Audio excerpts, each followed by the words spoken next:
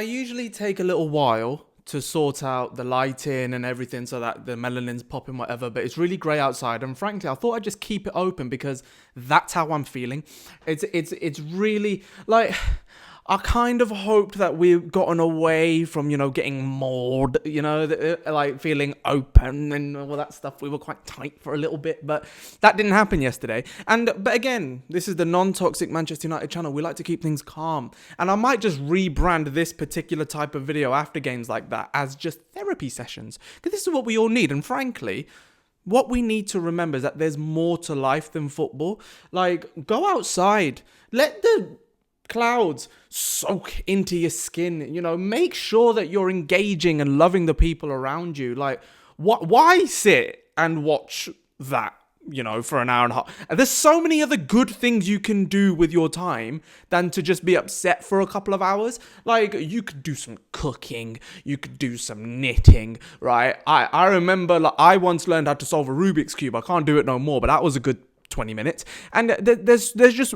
a lot more to it than that, because after what we saw, I honestly thought that we'd gotten away from being mauled and being, battered by teams. And you know what? It was a nice little reminder that we're not where we're supposed to be. But yeah, we're gonna talk about the game. But like I say, just hold your loved ones, just tenderly, closely, dearly, lovingly. Do it. Because it's times like this, we've all got to stick together. And if you're watching this and you're not a Man United fan, but you know someone who is, take care of them. Hold them, because this has been a really tough 2 years. And frankly, you know what? We've had it good for so long. It's only a matter of time that the world goes round and we have it bad. And because we've had it so good, we're having it pretty bad now. And that's just the way the cookie crumbles, okay? Every team has to go through it. It is our turn. But that game, I don't want this to ramble. I say this after every video, at the beginning of every video. I say I'm not going to talk for very long. Or what do? I talk for bloody ages. But no, I'm not going to do it today because I've got my timer there. So well set up. I know, like, there's a post-it stamp and there's my books and there's a little cow there. But this is the setup until we get it sorted, until you subscribe, until you like the video and you share this around and we can build this community to be something great. Then we can't do that. But trust me, subscribe, because we've got plans, right? We've got plans for some watch-alongs. We've got plans for live streams, for dealing with breaking news, and hopefully getting more people on the channel. That's something I've never done before. So we're definitely going to do more. Just hit subscribe if you can. And let's just talk about the game, because, well, I don't really want to, but it's annoying because the first half, I actually think we did pretty well. Because going to St. James's Park, you're never going to expect to roll them over. No team is expecting to roll them over at all. And yet we went there, we held our ground for the first 45 minutes, and a lapse in concentration gives them a goal, and it was a lapse in concentration that gave them the other three, is the honest answer of where we are. But we got into it. It was a good goal from Garnacho. In fact, the play for that goal, I remember Ugarte picking up the ball, Dalot doing very well to release the ball at the right time, drive at the right time with the right intensity, and then Garnacho with a lovely finish. It was good. And then things started to really go downhill once we had a penalty shout that didn't get looked at. And look, I'm looking back at the penalty shout with Dalot, and I'm thinking, you know what? It was soft. It would have been very soft to give it. However, it's in that same little world where if they'd given it, they wouldn't have overturned it. I just want consistency. If Salah goes down like that, he gets a penalty. Do you know what I mean? Like, that's how I think anyway. Maybe I'm just being a bit too reactionary, but I don't think, that's good enough from, Premier League referees. So all in all, very disappointing. And I kind of, it's annoying. I reached a point, I don't know if you did as well, I became emotionally detached once Mazraoui made that error. And then once Bayindir made his, I was like, is what it is. And part of me is thinking, just focus on Europe. Like, who actually cares about it? Like, had we won that game, we'd be 13th. We lost the game and we're still 13th or 14th. I don't even know anymore. I'm glad Spurs lost and all this, but we're going to end this season with a negative goal difference. We are. I think we did last season too. It's just been really, really poor. And we have a serious problem at both ends of the pitch. I think both ends of the pitch for the first time in my lifetime are terrible. Like, I've had it when we had shaky goalkeepers, but we had great strikers, or we had a good striking option and sometimes our goalkeepers weren't on form. But this is the first time in my lifetime both of them are really, really struggling. So Onana, I think it was good for Ruben Amorim to take him out the limelight. I think that was the best thing for Onana more than anyone else, because imagine he follows that up with another negative game. Everyone's just going to go in on him. I made a video. I tried to keep it light. People are taking it the wrong way, whatever, that's social media. But I made a video comparing him to Barthez because I liked the comparison, and it was just looking at who was better than the other, and I said Barthez was better. That's not to say that Onana can't get better than where he is, and he needed some time. But, you know, he did mention, or it came out, he didn't really mention it, but coming out shortly after that game, he mentioned that his wife or his girlfriend, fiance, I'm not sure, was the subject of a street robbery. And then he's playing a bad game, and he's, you know, all these things are coming in. I don't think his mind was fully set on the game. I think he'll admit that. And I think Ruben Amorim understood that. So to take him out the limelight was good. And we'll see how he is in Europe, because that's it now. Like, there was nothing in the league for us anyway. The league was really for us to have some sort of pride, but we don't have a squad deep enough to give us the pride that we want against some of these other teams, because you see Newcastle's team, like they're always going to be physically impressive. They're always going to try and overawe you. And with respect, Christian Eriksen is playing 90 minutes. And I think Lindelof played that amount of time too. You can't get far with a team that relies on those two types of players in the league that we're in. Like, I'm sure, and I'm pretty certain of this, when Lindelof leaves Man United, which I think will be this summer, and I think it's about time for him to go, but once he does, he'll go to somewhere like maybe Serie A, or maybe a lower intense league, or maybe a defensively focused league, and he'll look all right. Because that is the way the cookie crumbles. Like, and it's not that Man United shouldn't have sold him, or that we are not the right environment for players. Like, we haven't been that for a long time, but we're starting to build something better now to change all that with the culture and things, and with Ineos, whatever. But also, Amorim said this with Elanga, and I think it's true. If you're not good enough, having had your time at Manchester United, to stake a claim for as long as you have, then you're good enough to go.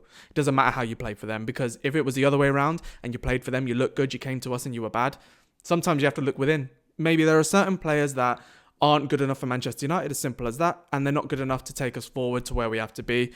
Relying on players like Christian Eriksen and Victor Lindelof will never take us to where we're supposed to be. And we all know that. So it's just a case now of, can we move forward properly as a football club? And it's a sobering game. I mean, I personally have no antipathy towards Newcastle, but you don't want to lose like that to anybody. It's the first time they've done the double over us in 90 years. Like, we're breaking so many horrible records. It's the fourth team that has done the double over us in the Premier League, including Brighton and Tottenham. Like, you know, this season has just been disgraceful. It has. And we're still in a position where, considering all of that, we could go in and win a European trophy. And the only time I ever want to give any benefit of the doubt to the coaching staff or to the players is when certain players do gather momentum, most of them anyway, and they get struck down by an injury. Like Kobe, I think we all knew was burnt out from his first full season, being with England and everything. He was burnt out from the beginning of the year. You could see that. You could say that Lisandro Martinez, once he started getting up to form and he had, you know, game-winning assist against Man City, a game-winning assist against Rangers. I think he scored the first goal, or maybe the equalising goal against Liverpool, the first equalising goal.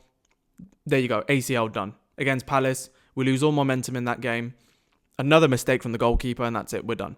And it's been on that trajectory. But then we got Ahmad. Ahmad is doing well. He's picking up games on his own. He's doing really well. Cool.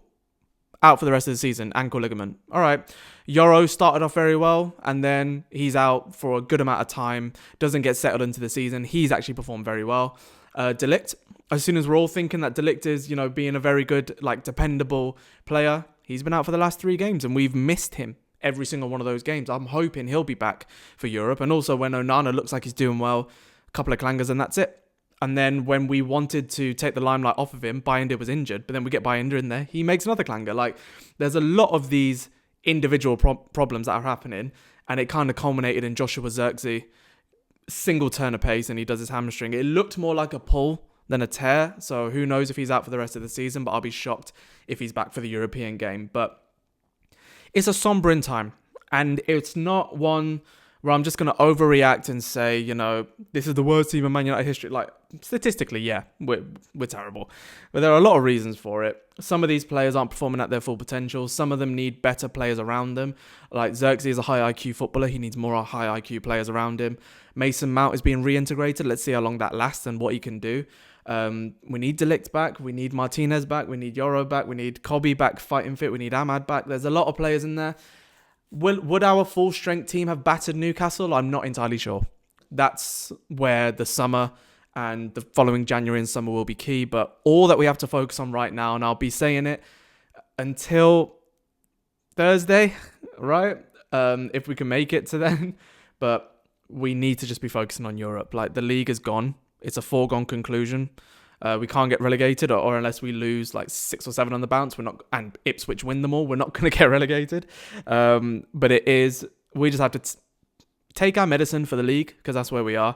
But in Europe, it is time to really knuckle down, because I'm not going to lie, if we get knocked out of Europe by Lyon, there's no real reason to watch the rest of the season other than loving football. And they're not giving us much of a reason to love our football club right now. So that's going to be a real problem if we lose to Lyon.